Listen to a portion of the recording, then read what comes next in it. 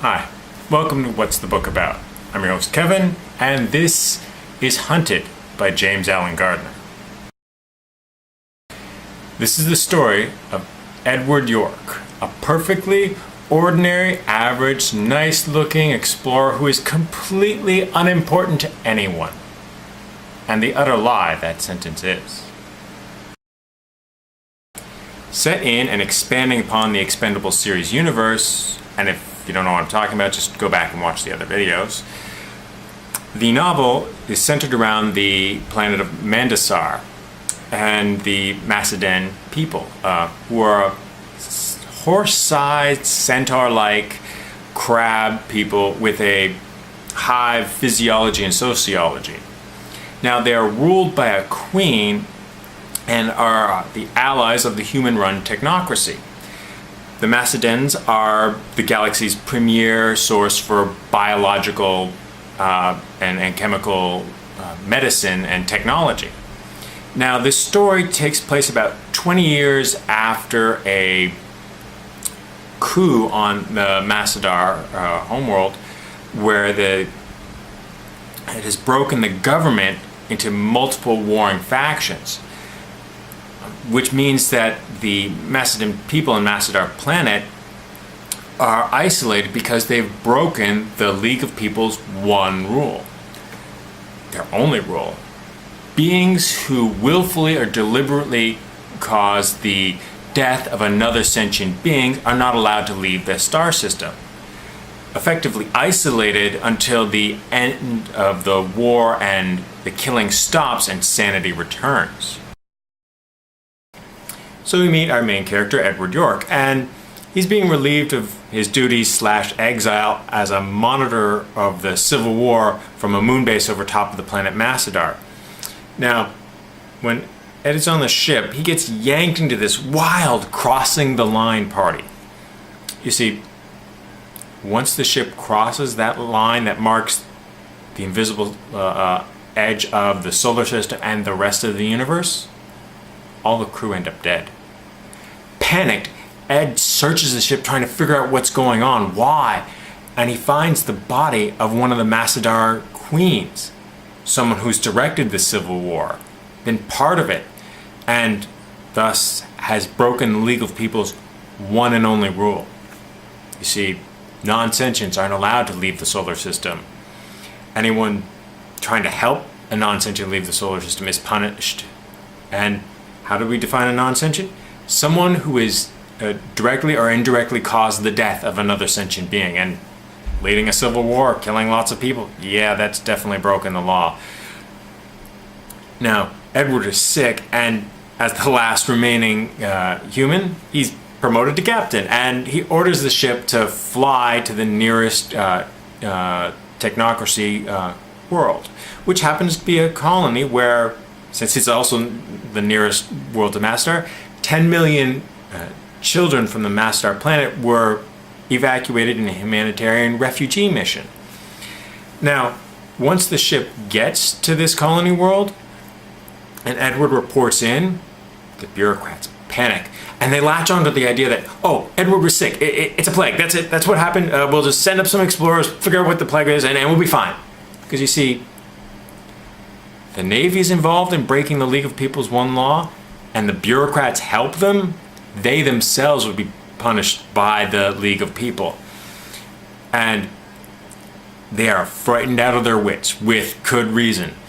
And once the explorers end up on the ship and they search it and they find what Edward found, they come to the obvious and correct conclusion that, yes, these people did violate the League of People's one law. Now, it's at this point that the ship Edward is on and the other two explorers is attacked by an unknown vessel. And the plot thickens. Okay, so that's the spoiler-free introduction. Be warned from here on in, there may be a few spoilers. I'll try to keep it to a minimum. Now, once the three explorers manage to escape the ship before it's stolen away, they land near one of the refugee farms, and the other explorers depend upon Ed and his expertise to help them negotiate safety in one of the nearby farms. But there is no safety. You see, the Massadar people are being plagued by these human recruiters. As a hive-like race, they have three breeds: the workers, the warriors, and the consulars. Now, when they live together in close quarters, the pheromones from each of the breeds helps to keep each other in line and in mental balance. Now, what the human recruiters are doing are separating and segregating them so that without this proper pheromone balance, the workers become obsessive, work till they die. In human-run factories, the warriors become elite guards and like biological war machines, and the consulars, well, they become mad scientists. And, well, why would they ask Ed to help them? He's their king. No, really, he's their king. The last legal queen of the Massadar people, she made him ceremonial king, the father without blame, they call it. Mostly because he helped her out in a particular situation. And it's more a ceremonial role because, well, a human and the centaur-like crustacean really can't consummate the marriage. Not that it actually stops Ed from being the father to the last queen's legal and secret heir. Now, Ed is no King Arthur returned from the grave to set everything right. He's just one man. He doesn't have a ship. He's got no way to go to the Massadar planet and help save them or have troops to stop the recruiters or any of this, which is when Faustino Ramos, series hero, shows up. And, well, she's the technocracy's troubleshooter and general problem solver, so she's actually here to stop the recruiters. And she's not alone either. She's accompanied by an ex-explorer named Cassio and the Red Moss alien advanced life form calling itself the Balrog.